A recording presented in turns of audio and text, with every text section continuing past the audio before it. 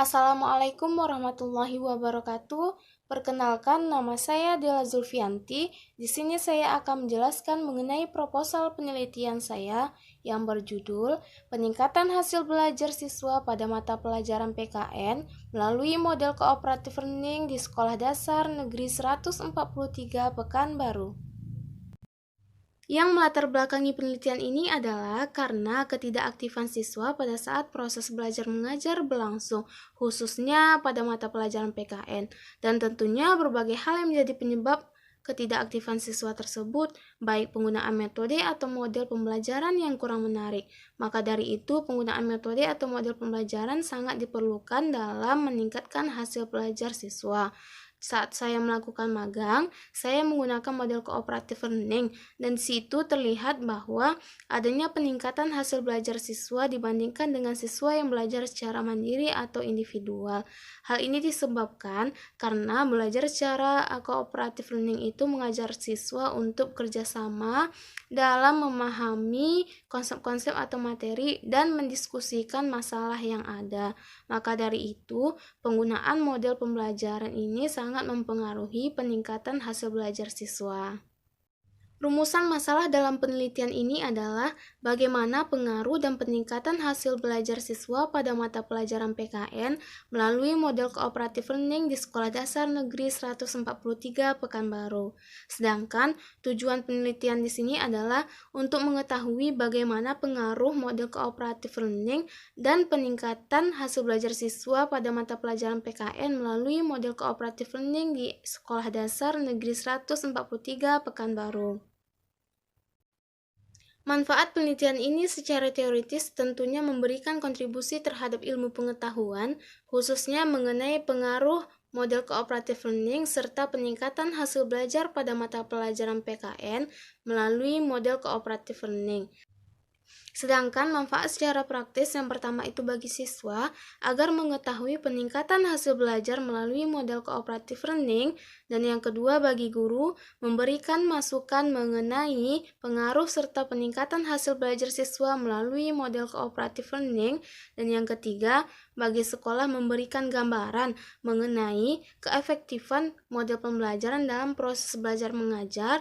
Lalu yang terakhir itu bagi peneliti lanjutan tentunya memberikan wawasan bagi peneliti dan memberikan dorongan bagi peneliti untuk melakukan penelitian lanjutan mengenai keefektifan model pembelajaran dalam proses belajar mengajar serta keefektifan model pembelajaran secara berkelompok dibandingkan dengan pembelajaran secara individu.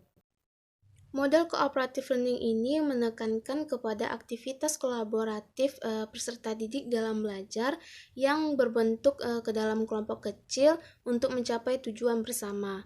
Slavin menyatakan bahwa pembelajaran cooperative learning ini siswa akan lebih mudah dalam memahami konsep atau materi pelajaran apabila siswa saling mendiskusikan masalah tersebut bersama temannya. Maka dari itu, di sini model cooperative learning ini menuntut adanya kerjasama siswa dalam mendiskusikan atau memecahkan masalah, serta saling membantu dalam memahami materi pelajaran. Lalu, ada beberapa langkah model cooperative learning ini. Yang pertama adalah menyampaikan tujuan dan motivasi, yang kedua menyajikan informasi atau materi pelajaran, yang ketiga mengorganisasikan siswa ke dalam kelompok, yang keempat membimbing kelompok belajar, dan yang kelima adalah evaluasi, serta yang terakhir itu adalah memberikan penghargaan. Nah, selanjutnya adalah pendidikan kewarganegaraan. Debdiknas menyatakan bahwa pendidikan kewarganegaraan ini merupakan mata pelajaran yang memfokuskan pada pembentukan diri yang beragam, baik dari segi agama, sosiokultural, usia, dan suku bangsa, untuk menjadikan warga negara yang cerdas, terampil, serta berkarakter yang dilandasi oleh Pancasila serta Undang-Undang Dasar 1945. Pendidikan kewarganegaraan harus senantiasa berorientasi terhadap 4 pilar pembelajaran, yang mana learning to know, belajar untuk mengetahui; learning to do, belajar untuk melakukan; learning to be, belajar untuk menjadi diri sendiri; dan learning to live together, belajar bersama dengan orang lain. Jadi, hipotesis tindakan dalam penelitian ini bahwa hasil belajar siswa pada mata pelajaran PKN meningkat dibandingkan siswa belajar secara individual, dan tentunya dengan penggunaan sistem belajar secara berkelompok secara tidak langsung dapat meningkatkan motivasi belajar siswa.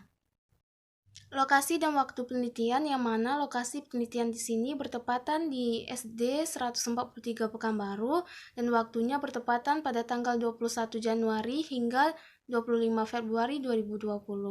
Serta subjek penelitian di sini adalah siswa sekolah dasar negeri 143 Pekanbaru yang duduk di kelas 4 yang terdiri dari kurang lebih 12 orang siswa perempuan dan 17 orang siswa laki-laki. Desain penelitian di sini, yang mana penelitian ini menggunakan penelitian tindakan kelas dengan maksud untuk memperbaiki dan meningkatkan mutu pembelajaran di kelas. Dan biasanya penelitian tindakan kelas ini dilaksanakan secara kolaboratif tidak tersendiri dengan melakukan kolaboratif antara peneliti dan guru kelasnya. Menurut Suharsimi, di sini ada 4 siklus dalam penelitian tindakan kelas. Yang pertama itu melakukan perencanaan penelitian atau disebut juga dengan planning.